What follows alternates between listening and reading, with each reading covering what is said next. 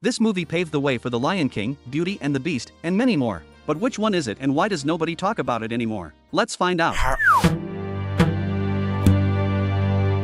In 1988, Disney released Oliver and Company, arguably one of its most underrated movies. A movie full of heart, humor, and a legendary soundtrack. And yet, hardly anyone seems to remember it today. Why has this little masterpiece faded into obscurity? Oliver and Company was the last movie of Disney's so-called Bronze Age, a transitional era after Walt Disney's death, where the studio was searching for a new creative identity. Young animators were stepping up, new techniques were being tested, but true success still felt out of reach. One of the low points came 3 years earlier with The Black Cauldron, a legendary flop. Despite a record-breaking budget of $44 million, the movie barely earned back half. Disney was in crisis, creatively and financially. But with Oliver and Company, a new sense of hope emerged. With a still risky budget of $31 million, Disney went all in. And it paid off. The movie was a moderate success and earned over $120 million worldwide. It was quite more successful than the other movies of the Bronze Era. It was also an important stepping stone toward what would become the Disney Renaissance. But what exactly makes Oliver and Company so special? To understand its magic, you have to look beyond the surface and dive into what truly makes this movie stand out. At its heart, Oliver and Company is a story about connection, belonging, and unlikely friendships. From the very first scene, where we see Oliver alone in a cardboard box during a rainy morning in New York, we're immediately drawn in. There's something incredibly touching about that moment. It taps into a universal feeling of loneliness and the desire to be loved.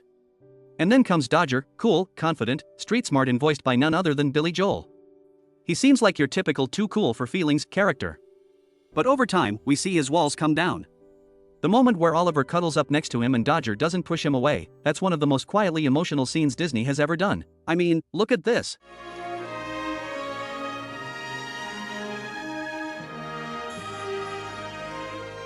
From there, the movie slowly builds a beautiful dynamic, not just between Oliver and Dodger, but between Oliver and the entire gang. Each character has their flaws. Tito is hyper and impulsive, Francis is dramatic, Einstein isn't exactly the sharpest, and Rita, calm and clever, often plays the voice of reason, but together, they create a kind of chosen family. A group of strays, surviving on the streets, but rich in loyalty and heart. Even Fagin, a character who could have been played as a villain or a clown, becomes deeply sympathetic.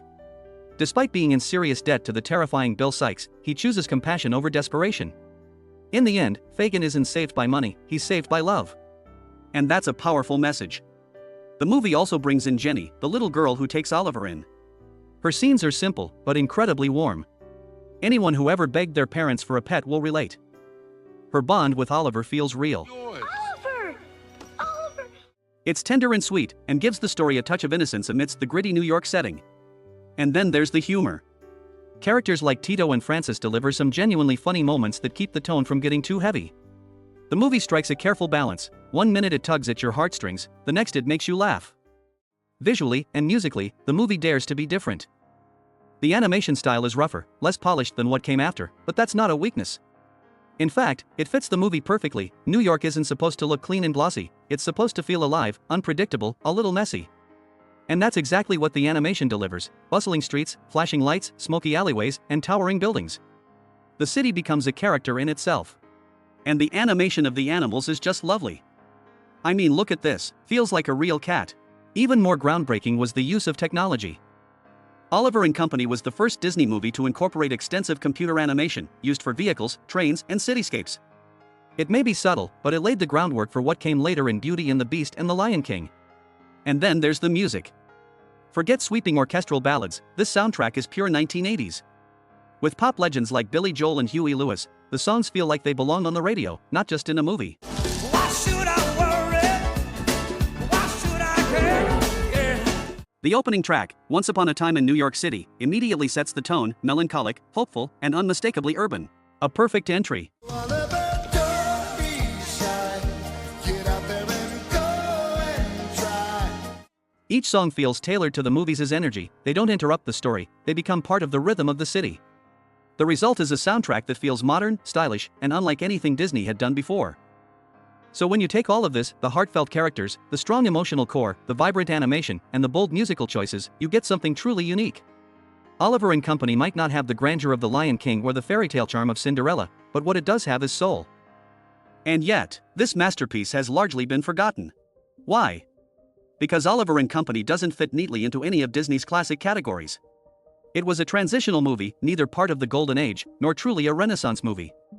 And then came The Little Mermaid, just a year later. That movie launched the Disney Renaissance and stole the spotlight. Ironically, Oliver and Company had helped Disney find that new style, but it was the movies that followed, Aladdin, The Lion King, Tarzan, that became icons, and what came before? Forgotten. Another reason, Oliver and Company was barely re-released.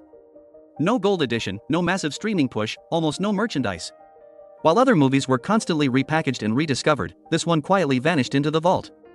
An entire generation grew up never seeing it and maybe never even hearing of it. Oliver and Company wasn't forgotten because it was bad. It was forgotten because it came between two leading eras, stood out stylistically, and never got mentioned by Disney again. Today, it feels like a lost gem, just waiting to be rediscovered. To me, it's still one of Disney's best. A movie made with so much heart and love, especially for those who adore animals. I can only recommend this wonderful movie to everyone.